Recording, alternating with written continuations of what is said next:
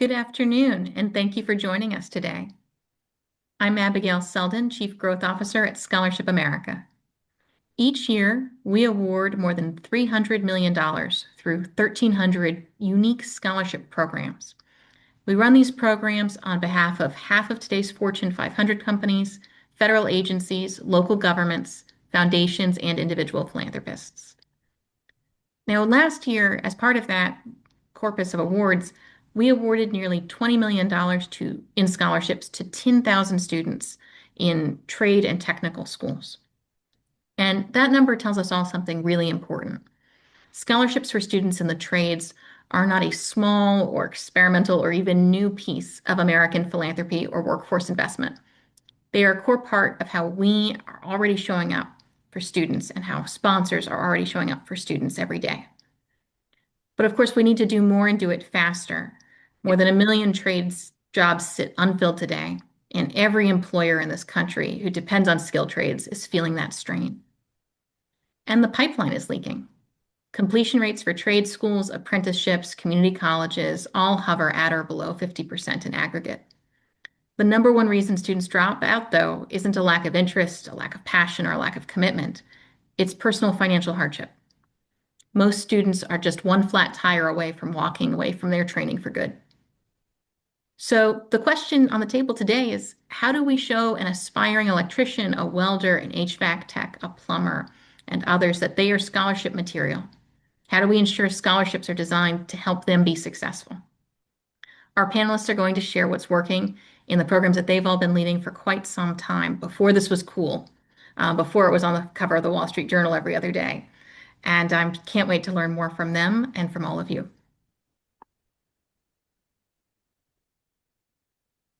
Right. To jump into it, I just want to highlight again, we're in a really unique moment here where you have 1 million trade jobs that are unfilled, while at the same time, millions of learners are still searching for direction and opportunity. The gap isn't just skills, it's really awareness, access, and perception. To further support that, Pearson recently surveyed over 14,000 students and asked one major question: what's standing in the way of those learners in their career? What are the biggest barriers? Those top barriers weren't surprising, but I do think that they were telling. Direction, not sure what to do. Confidence, a lot of them didn't think they had skills and abilities. Connections to those opportunities, and the number one barrier was cost of education. What's powerful is that industry-aligned scholarships have the potential to address all four of those barriers, if designed the right way.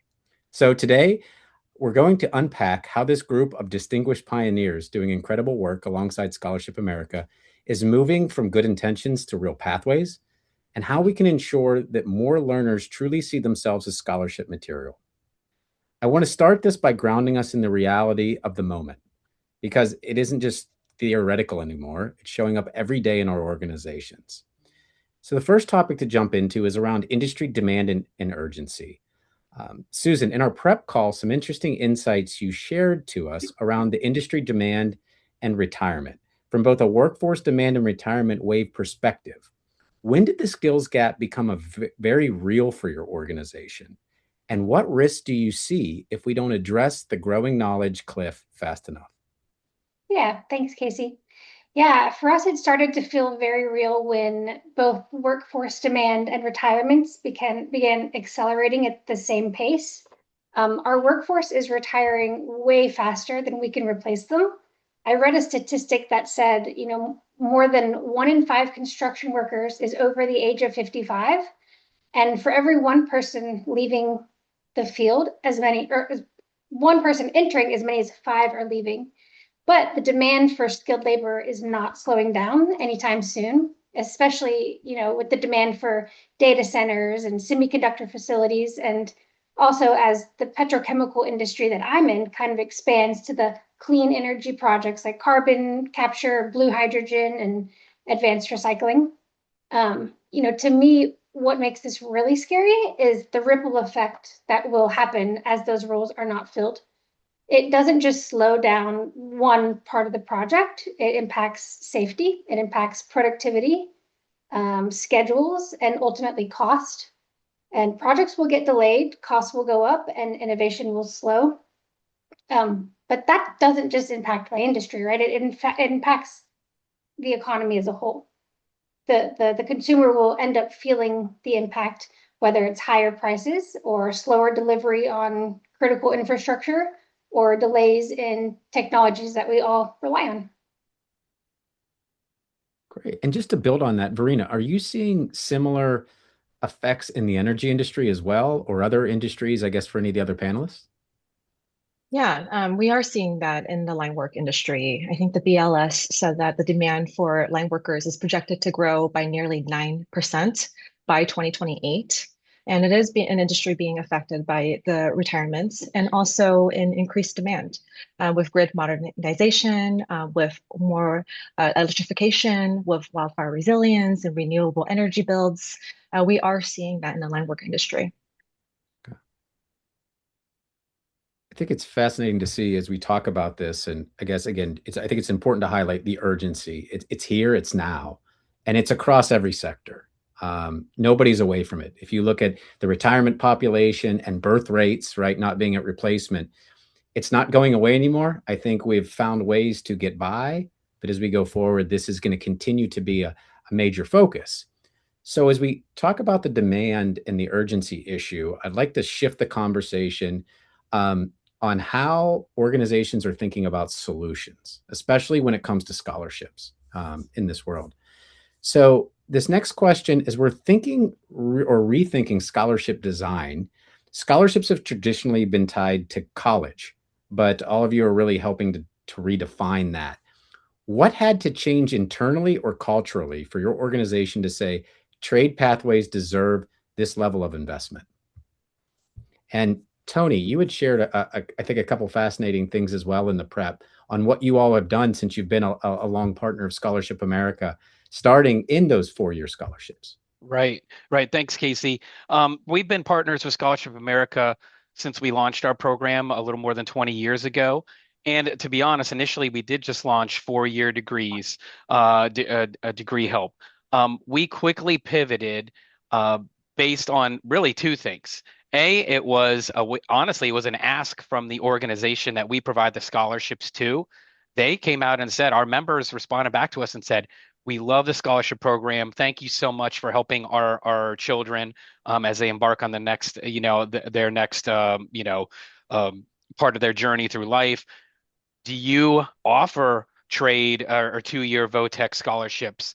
And so they came out right out and asked us that on anecdotally, and we said, luckily, our board quickly just pivoted and said, we don't. And is there any reason that we shouldn't? And, the WEPA leadership team here where I work, we quickly said, no, we can absolutely do this. We have the bandwidth. We want to meet our members and their kids where they want to be. So we've actually had the 2-year, VOTEC scholarships, trade school scholarships for 50. This will be our 15th year that we've offered them. And we have gradually expanded the number of scholarships every year since then as well, because we're trying to meet the demand of where these students want to be, right? And many students do prefer those 4-year degrees, but not all of them do, right? And trade school, I think Susan and Verena said it very well too. The need for these positions is not slowing down; it's only accelerating. And we need to meet these, these students where they're at, and these are valuable skills that we can provide, hopefully some additional access to. It's fascinating how that evolves. I think that's an important thing I can imagine for some of the other panelists when you talk about transitioning this. Again, it's really natural to say 4-year degree and scholarships, but 2-year, again, it's different. And you talked about meeting your customers where they were at. With that, a lot of trade students we see don't naturally see themselves or consider themselves scholarship candidates, right? So what have you intentionally done in any of your eligibility criteria or outreach to change that mindset? Nicole, I think you had shared some interesting things and some work that you've done in that space. Yeah, thanks, Casey. We really become at Aramark IntoWork program more intentional and shifted away from those more traditional academic criterias, really, and focusing instead on the effort, the growth, the commitment that our students and graduates have put into the program and their development, while incarcerated.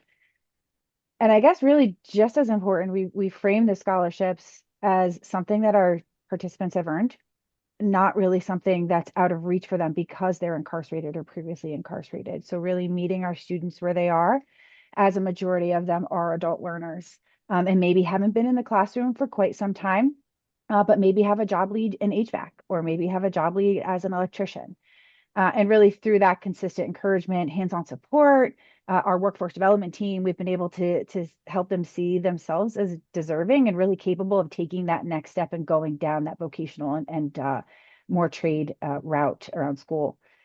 Ultimately making our goal to just help our students and graduates just shift their mindset for, I guess, from, this isn't something for me, to, hey, this is a resource that I can use to design my success, both pre and post release.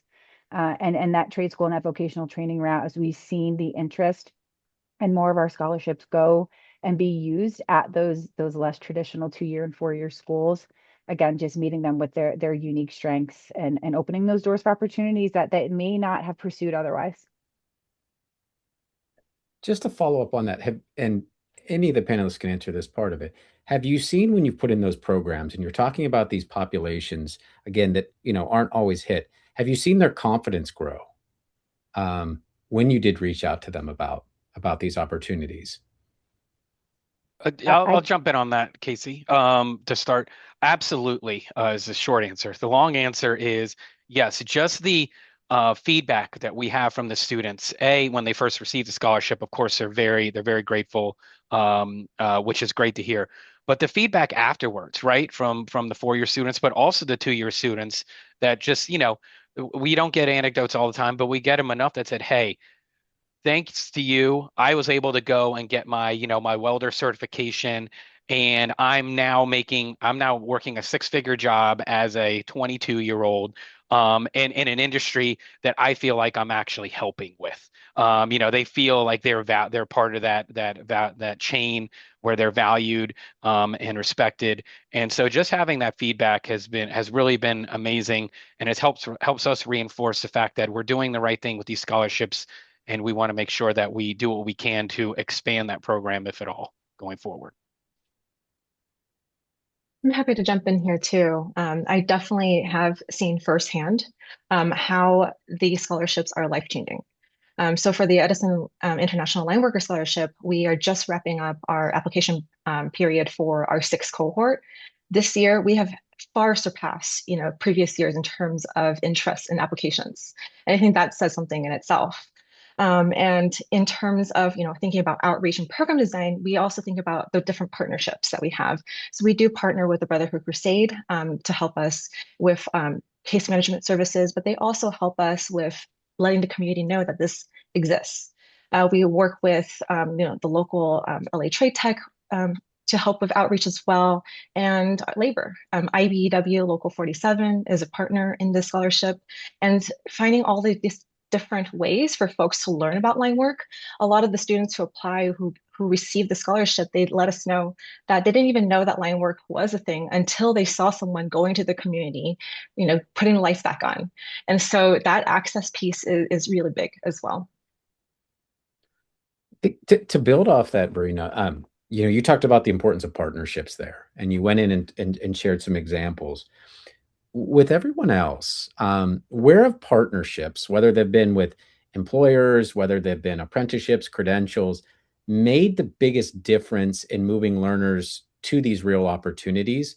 And how are you ensuring alignment of them between education, think about K-12, community college, technical schools, or training providers, and industry, so that they're not just trained, but truly not workforce ready? Open that up to any of the panelists there. I don't know if I fully understand the question, but we started this partnership or the scholarship last year, and we have impacted 28 students. But I think the next steps for us is to get all of our partnering companies that support this scholarship and doing internship programs and mentorship programs. So I think the connection between education and industry is what is going to make this program more meaningful. Without it, you kind of risk supporting education without creating that pathway. So Susan, you didn't just stop at the scholarship, right? The Right. scholarship helped get them the training, but then Scholarships open the door, but the partnership is where, the opportunity ends up being the career. Casey, I think you said something very interesting about readiness for the trades, and that's something that we have been, really thinking about in terms of things that we learn from every single cohort. Line work is a very physically demanding trade. Folks are climbing up poles and working in all types of outdoor conditions. And especially in Southern California, where it can get really hot as well. And so it's something that we really try to focus and worked with Scholarship America on is the program design in terms of the application process. How are we reaching folks who have those skills or have the interest and the knowledge of doing this type of physically demanding work? We are also, sharing the physical requirements up front. LA Trade Tech, who's our education partner, recently implemented a requirement for a PE class, essentially. And so we share that with everyone who's applying. We share that with our different vocational partners as well. One of the partners that we work with is called Winter, Women in Non-Traditional Employment Roles. And we want to encourage more women to apply. And so we share up front, like these are the physical requirements. If you're interested in the line work trade, you can achieve this, and this is the way that you can further make sure that you're prepared. I think it's helpful when we talk about partnerships. A lot of things sometimes we talk about are the importance of this role of, we talk about the ships, and those are partnerships, those are scholarships, those are internships, those are apprenticeships. They are all those things that go along when you're thinking about bridging that education to work gap.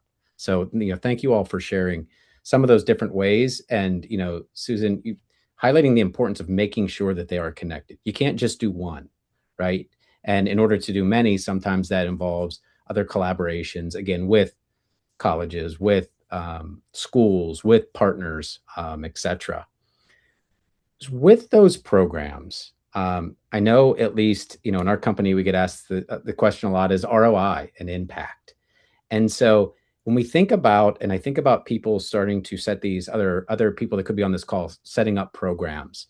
And I'd like to transition this to really looking at the measuring impact and helping us understand, what do you all really look at to tell if things work? So when you take a step back, what metrics actually tell you in your business that this is working?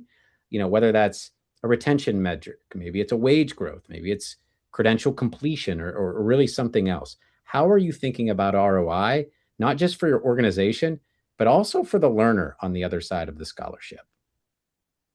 I can jump in on this one if you want. For the student, it's pretty straightforward. They get reduced financial burden, they get faster entry into the workforce, and then they get stronger earning potential on the back end. But for organizations like myself, it's about the talent pipeline stability. If we can reduce hiring gaps, if we can improve retention, if we can shorten the time to productivity, that's the real ROI. And frankly, the cost of not investing in these students is much, much higher. I could jump in on this one too. For us at Aramark IntoWork, it's more on the people side of things, right? Education and employment are a huge reducer of recidivism. Two of the major factors that stop people from recidivating, going back to prison or jail. So through our scholarships and kind of following that education track, that is our hope, that is our ROIs, to really focus on our mission to really empower the graduates of our program as they're returning home to be able to support themselves, their families, and be an active member of their community. Love it. Yeah, I would echo what Nicole just said as well. Our program, my organization actually is a C9, so we're a nonprofit from the jump, let alone the scholarship avenue that we have. So our ROI is very simple. Are all of these scholarships being utilized every year that we offer them? Yes. So great. Check that box pretty much every year in and out, and that's fantastic. And then secondarily, this is directly supporting the mission of our organization, and we've been around for 83 years, and our mission is to promote the health, welfare and financial well-being of our members. And this directly speaks to that, right? That we are helping their children that are transitioning out of grade school and going to do something big and bold and bright in the future. We are helping them along that way, which is also supporting the mission of our organization. So that's how we kind of measure the ROI for our group. Yeah, and for the Edison International Lineworker Scholarship, we actually started originally as a 4-year pilot program. And as I just mentioned, we are just wrapping up our 6th application period. And so we think about impact across a few dimensions, which Casey mentioned. The first being access. Our students, are we reaching the right people who might not otherwise see themselves in this pathway? Who is actually applying? And second, we look at completion of the program. Are students getting through the key milestones along the way?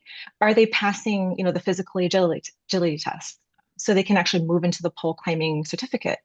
Are they earning their Class A license? Are they showing up to class and staying on track? And ultimately, are they completing this pathway?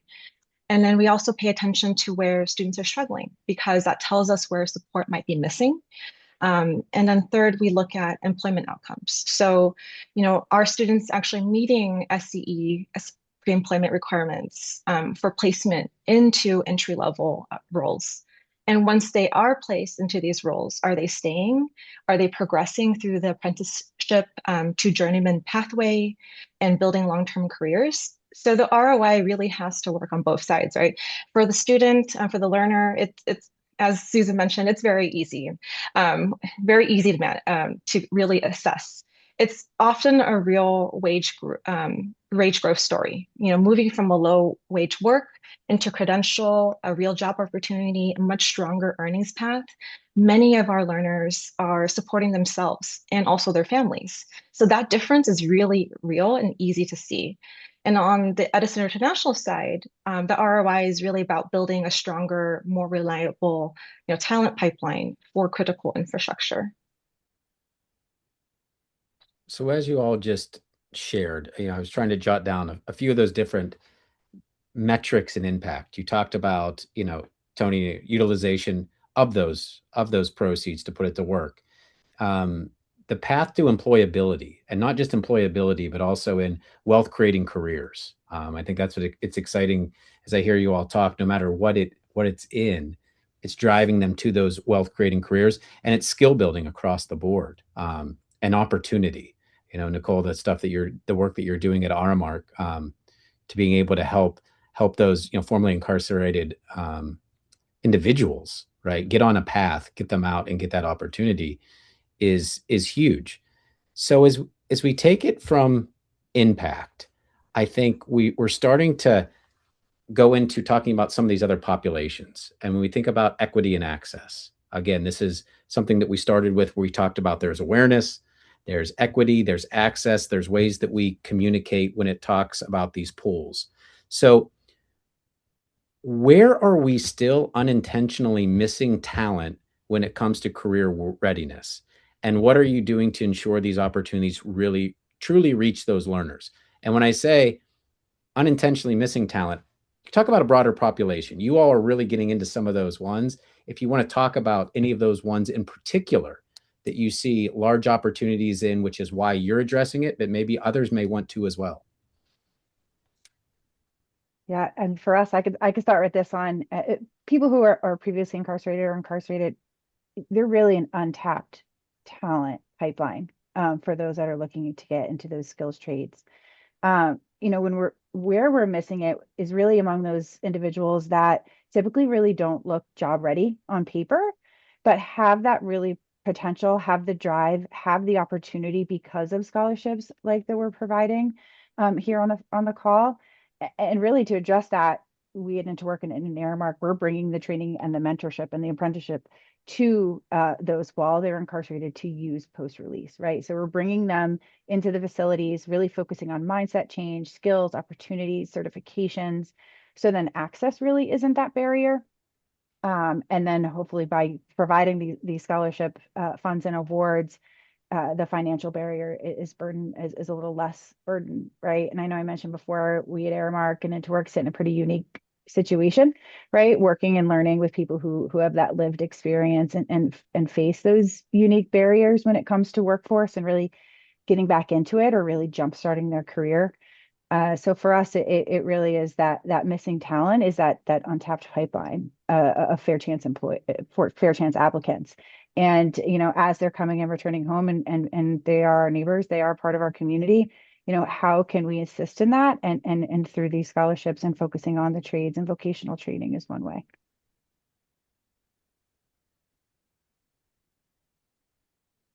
I think you also hit one of the other ships that we didn't mention, which is mentorship being part of this journey. It's not a subtle ship. It's a very important one. It's a very intentional one. And as you level that into the scholarships and the mentorships and the internships, it continues to build off it. Susan, you talked about a unique population that you all were working on as well up there that you were focusing on. One of them, I think maybe industry specific, why it was, a special population when you look at untapped opportunities. Yeah. So in the core construction trades, women make up, I think, 4% of our workforce. And so one of the primary goals of the ECC Scholarship Fund is to award more scholarships to women. And I'm very excited to say that in our first year, which is last year, 18% of our recipients were female. So the goal is for that percentage to keep rising each year.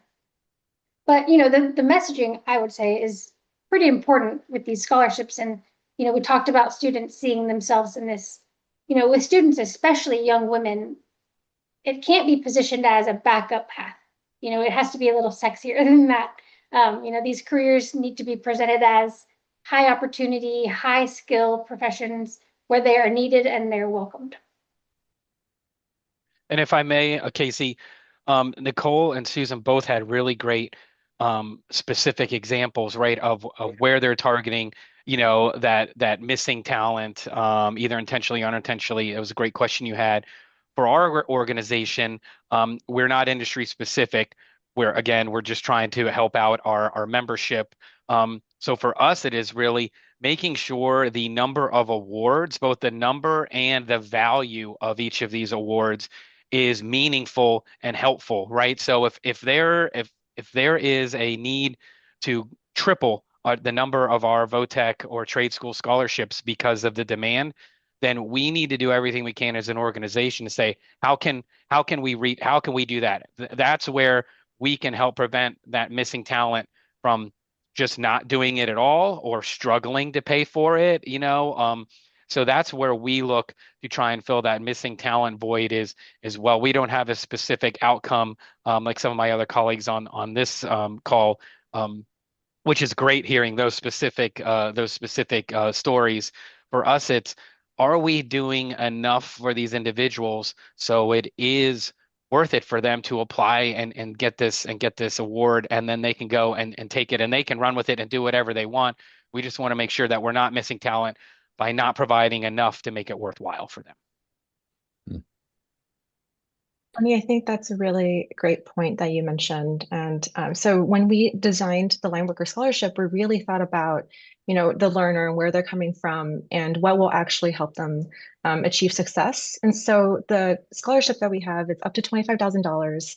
It covers not just tuition and the tools that are required, but we also cover, the Class A driver's license.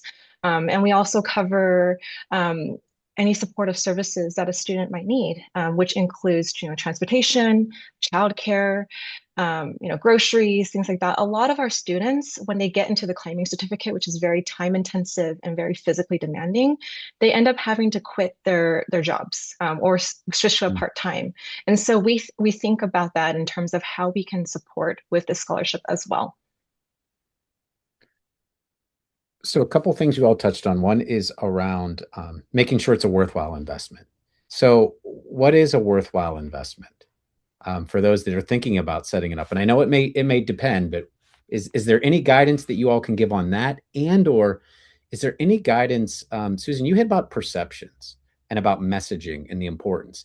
Any things that people could take away from here and say, hey, if they're going to start this up, if they want to get it in there, what are some perceptions or messagings that you have all seen that really hit the nail on the head, that's working, versus, or even things you failed at. I think those are all beneficial to share.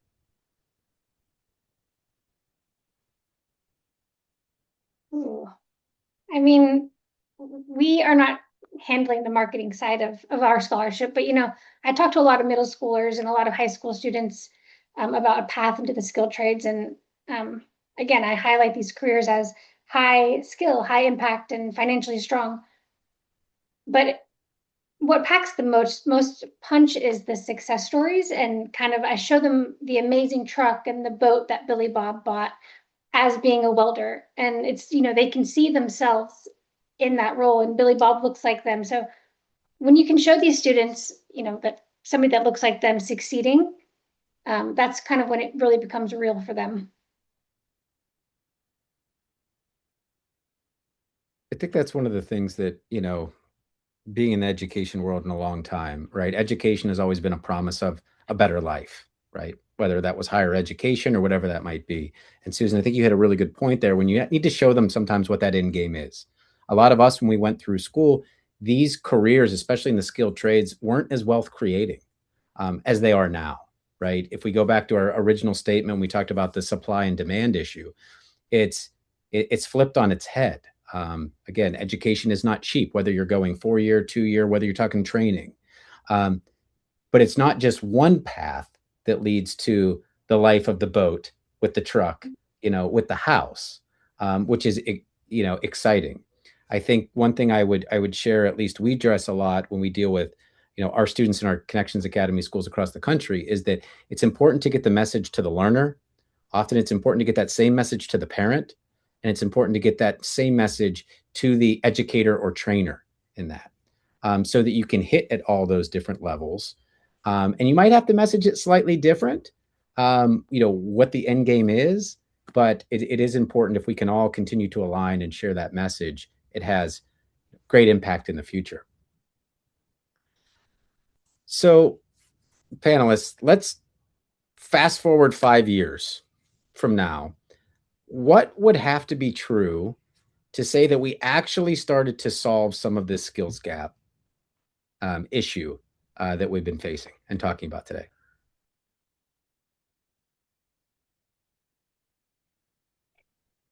Not everybody at once, huh?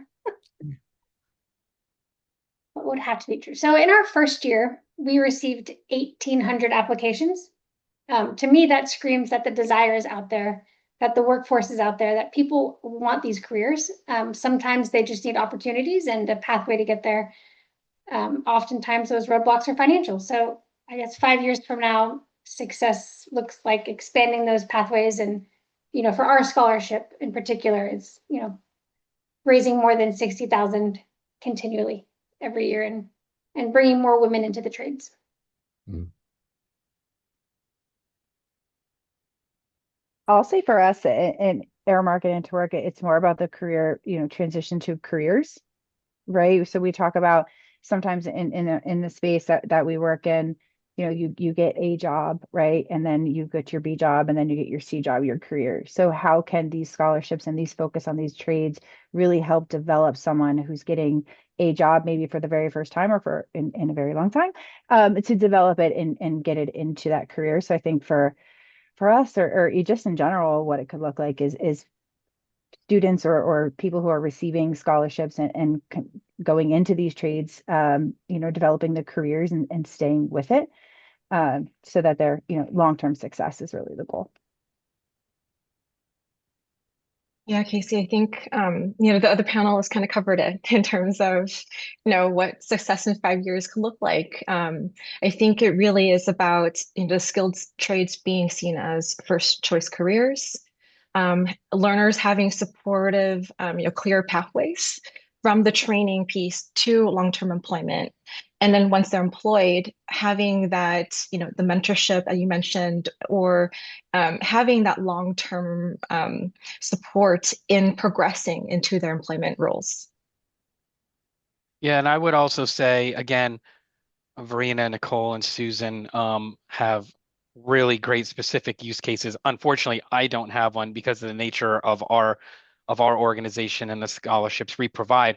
But I would say, Casey, on a truly stepping back in a super macro level, for me, that success would be 5 years from now. It would be not hearing news stories about the fact that we can't improve our highway interstate system because we don't have enough skilled workers, to do that. That we don't hear that Southern California is completely dark because they had a really terrible storm come through and there weren't enough Edison line workers, to get everybody, their power back on, their AC back on, so they don't lose all their food and things like that. And it would be the same thing for, just picking with Nicole and Aramark. It would be, that we're not seeing, Aramark is a huge food service provider, right? The last thing any of us want to do is go to a sporting event or everywhere else that Aramark, provides these valued services, and us waiting in line for 3 hours for our hot dog, right? Because there aren't enough people, that are willing to do these jobs and are willing to, to step to the plate in all of these industries. So for me, it would really be just, are we hearing that we are actually solving some of these things? Is our infrastructure and everything that we do, and the colleagues on this call that are supporting that in one way or another, hopefully we're hearing success stories 5 years down the line and not, gosh, we can't do this because, right? That's what my hope is, honestly. I hope we're not doing this panel in 5 years talking about 1 million skilled trade jobs unfilled, right? If we're all doing it. And that's a great point, Tony. So with that, again, as I think about other people, you all have really pioneered this. Abigail started by talking it, right? You jumped into this when other ones, might have been still timid, still trying to figure it out. So if we're collectively going towards this goal that we all talked about achieving, we know we can't do it alone. So what advice do you have for those companies that might be thinking about starting to get into invest in this space, invest behind scholarship for the skilled trades?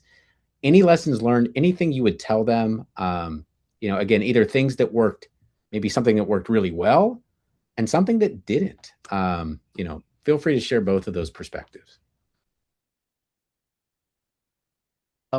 I could start. I would say is do not be afraid to dip your toe into these types of scholarships and support programs, right? And Verena talked a lot. It's not just the scholarship itself. There's all this other support that goes with it, which is almost becomes more important than the scholarship itself, right? Because I can do the work. What am I going to do about my child, and daycare or whatever?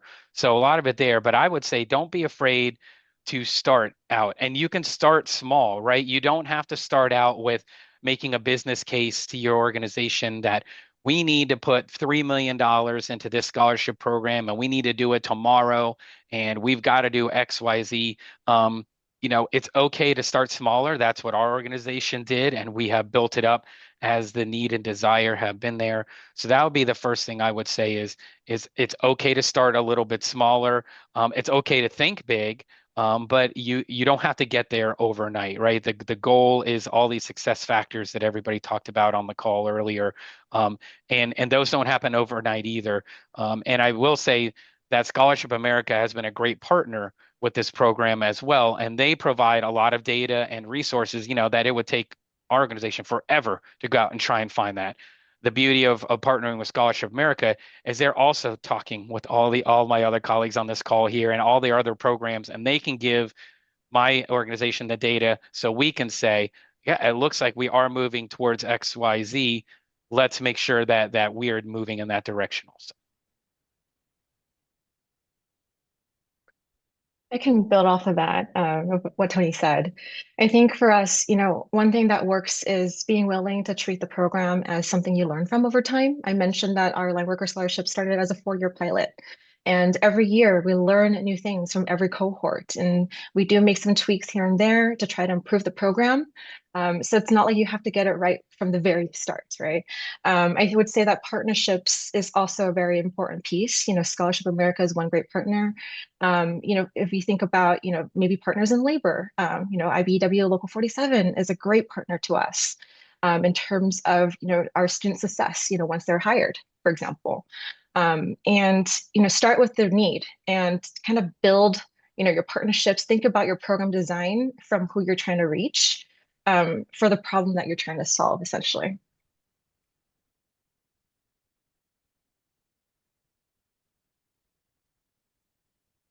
What I loved about partnering with Scholarship America in our kind of area of the world is that they're the expert, right? So coming in and being able to lean on them for that information. Like you talked about, Tony, what are those insights? What does that look like in this world? Because they've touched a lot of sectors and kind of subsectors, of the education and workforce world. It's been a huge value to us to be able to lean on them as that scholarship expertise, right? The ins and outs and what it means to both administer, you know, go through the applications, kind of pay the schools. All of that has just been a huge assist in our world, and really we've been able to see the growth of the scholarship from offering it to a certain subset to they've opened my mind and expanded it to open to many more. So I think that is one, and the other part is really they're supportive of a mission, right? Of our mission at IntoWork and Aramark. So that has been hugely beneficial as well. And yeah, we just appreciate all their expertise around this whole scholarship world. Susan, anything from your end? Again, we are only 2 years in, but yeah, I mean, I'll say I started this program, our philanthropic efforts were going towards bridges in Africa, but we noticed the need and for skilled trades here, so we switched it. But Scholarship America has just been a great partner, and like I said, we had 1,800 applications last year in our first year, and so being able to connect with that many students is something we could have never done without the help of Scholarship America. And in our second year, we've already changed so much about the program, and we're just learning a lot through it, and excited to see where this scholarship goes in the next 5 years. I think just listening to you all, I was jotting down a few points there, and you talked about, you can start small. The important point is you get started. Right? It doesn't have to be some massive, initiative to start. It's great if you do have those resources, but if not, you can get in small, but intentional. Learn over time, right? I think that what I'm hearing, Verena, from you is that you're not going to get it perfect, and that's okay. You're going to learn from each group, every cohort, every person that you impact will help educate that future of the program. Nicole, you talked about partnerships really being key in this. You highlighted. I think sometimes I've heard people where they get intimidated by this because it's not familiar to them, right, in the field. As us being in the workforce and in the different areas like that, dealing with all the parts that come with a scholarship. Making sure you find the right students, make sure you're finding the right messaging, make sure you're positioning it the right way, is a lot of work. But there's also partners and experts, like Scholarship America, that can help you there. So, if you form those right partnerships, you don't have to be intimidated. And, Susan, like you said, I mean, you got started with it and you're going to continue to make impact. And I think you all have highlighted a lot of different fields in a lot of different ways to getting started there. I think before I wrap up in closing statements, panelists, is there anything else that we didn't touch that you would love to comment or share to the group?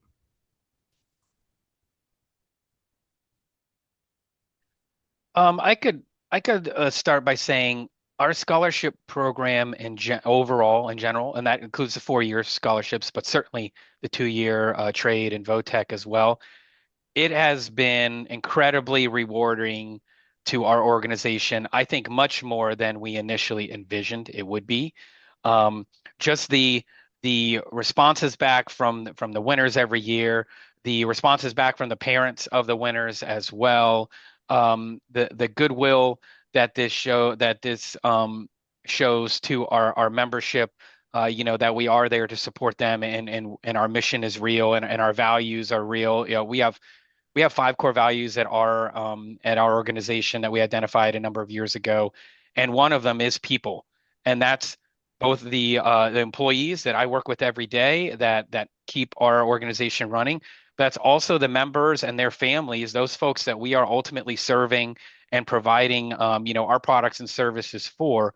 And it's just added another feather in the hat, so to speak, of how rewarding it has been to see our scholarship program grow very consistently over these past 20 years. And we hope that growth will continue. It's just been much more than I think our board of directors initially envisioned 21 years ago when they first approved this as kind of like a pilot program. So that's just been, and I've been fortunate to be a part of the program basically since the start. And that is also been very fulfilling for me personally, just to see all these great award winners year in and year out with these 2-year and 4-year awards, and just hearing the great things about that. So it's just been incredibly. Thanks for sharing that, Tony. You mentioned about the things that surprised you. One last quick fire question, Verena, Susan, Nicole, for you.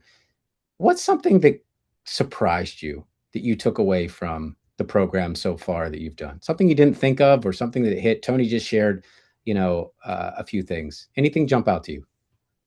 I have a quick one. I can tell really, really quick, promise. We have a scholarship called Into the Future Scholarship and this is for loved ones of people who are incarcerated that have graduated our program, right? To really help break that cycle of incarceration. I got a message from one of our postcards went home. The dependent learned about the scholarship and he asked me in the email if it was was this a trick? Is this a scam? What is this? It turns out he hadn't talked to his dad in years. And this, by awarding this scholarship, or by having the opportunity for him to apply for this scholarship, he really rekindled that relationship with his dad, who's incarcerated. And I think the scholarship can mean more than just the financial value of going to an institution, but bringing it together full circle and being able to kind of be in contact with his father again. That's kind of been one of the stories that stuck out in my mind around getting these scholarships. Incredible story. How are you going to follow that? That's such a feel-good story. What shocked me was, again, the 1,800 applications that we received in year one. Just the fact that Scholarship America has that big of reach was shocking to me. But I'm excited that one of our students that we were able to award last year has now, taken an internship with one of our operating companies, Phillips 66. So he's studying here in Houston, where I am, and he's going to be starting that internship. And so through this connection, he was able to get that internship. So I'm pretty proud of that. Did you say 1,800 applicants? Yes, wild.